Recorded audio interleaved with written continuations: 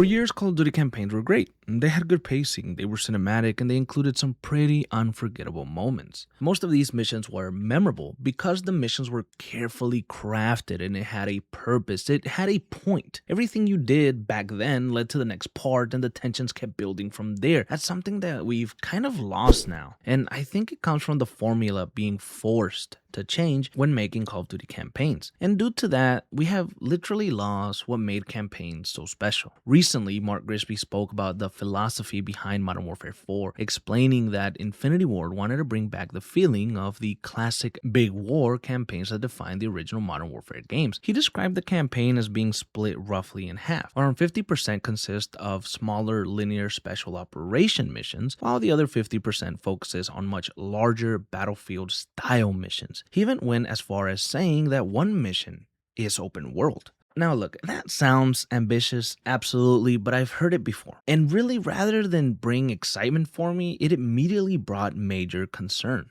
Before we knew anything about Modern Warfare 4, one of my biggest hopes was that Infinity Ward would leave open combat missions behind completely. We've said that before so many times. Not because I think that larger maps or having more player freedom is bad, but because Call of Duty has consistently struggled to make them work. I just don't think they have the time. Over the past 3 campaigns, they have tried to shove open combat missions down our throat and into the campaign, and it has just gotten worse and worse, with the latest example being Black Ops 7, which, to be frank, the only reason that I was able to get through it, the only reason that I even kept playing, was to get some fucking content for you guys, because it was absolutely awful. I absolutely hated it. Don't even get me started on how long I spent doing the zombies level in Black Ops 6. That shit pissed me off. And also, let's not forget Modern Warfare 3, where it kind of all started, and the disappointment to play those missions, especially coming from the incredible Modern Warfare 2019 missions and some of the very good Modern Warfare 2 missions as well. I mean, it was a completely terrible feeling. Obviously, the concept of open combat or open world isn't bad. Other games like Metal Gear Solid, Ghost Recon, and Far Cry that have a similar vibe were created with some of these freedoms from the very beginning. The problem is that Call of Duty wasn't, and now they want to become that out of nowhere.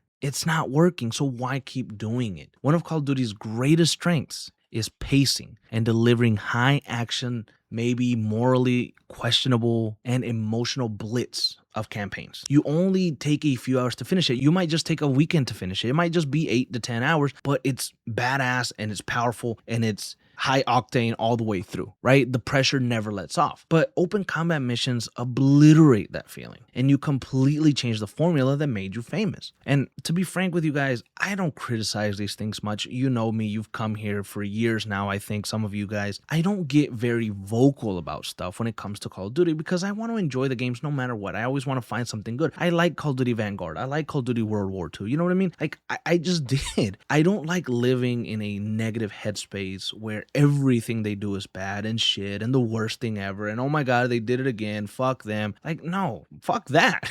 You know what I mean? I want peace of mind just like you guys. But I do have a constant problem that I have, and I guess I do hate, honestly, is open combat missions. I have argued that since Modern Warfare 3, and it felt and maybe feels now more than ever that the only reason they keep including it in the game is simply to make the campaign longer, just to add minutes or hours to it, rather than making it better. And that is a terrible way to incorporate these missions. It feels like Call of Duty wants to force you, the player, to spend more time wandering a big ass map, just checking off objectives and throwing a few character lines in there to make it feel like a story. These missions most of the time feel like smaller Warzone maps without your friends or without the multiplayer aspect. I mean, the damn mission in Modern Warfare 3 gives me nightmares, bro. Holy shit, what a terrible, awful mission. They literally only made so you could kill some fucking time and extend the campaign. I mean, it was awful. That mission is one of the worst in the history of Call of Duty. To be frank, it's not the type of mission that Call of Duty built a reputation on. If you look at the franchise over the past 3 years specifically, I don't think it's a coincidence to say that Call of Duty is currently on a 3-game streak of campaigns that are shit.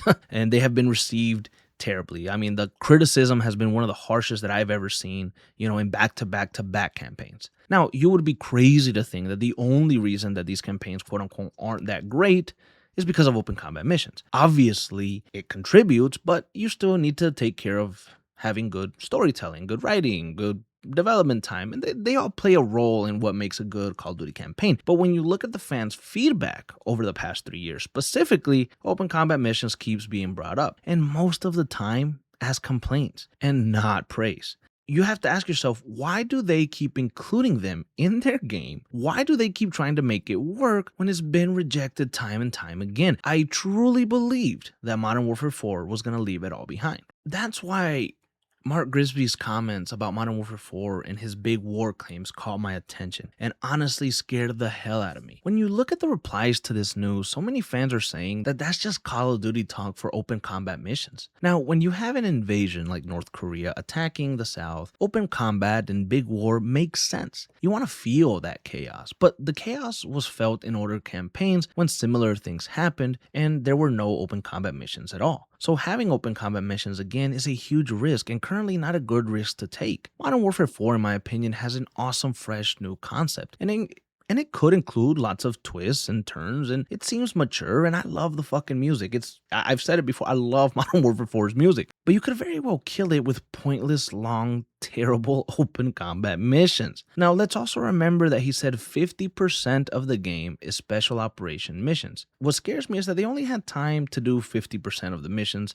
that they wanted, and the other 50% had to be open combat missions because they ran out of time. Now, I also think that we should concentrate more on the fact that Grisby said that one mission will be open world entirely, where South Korea is trapped behind enemy lines. Maybe Modern Warfare 4 and Infinity Ward finally found a way to crack this open world mission shit and deliver a very good balance and one that is barely noticeable to the player. Maybe that big war feeling they really want requires open combat missions, and it's done specifically to fit the game's narrative direction. But it's hard to be positive when your last 3 experiments have failed. I also think that it's impossible to have this conversation without talking about the bigger picture surrounding Call of Duty today. Years ago, the campaign was the centerpiece of every release. Everything else was built around it. Today, not so much. Warzone has become one of the biggest parts of the franchise, and multiplayer always has some sort of bundle coming out. These modes keep generating so much money months after launch, years after launch, while the campaign, on the other hand, simply doesn't. The campaign today feels like something that the developers need to get out of the way to get back to Warzone, to get back to multiplayer. And that's why I think they introduced open combat missions. And I think that's why it was forced on these studios as a way to streamline the campaign making process and to just get us, the campaign player, out of the way.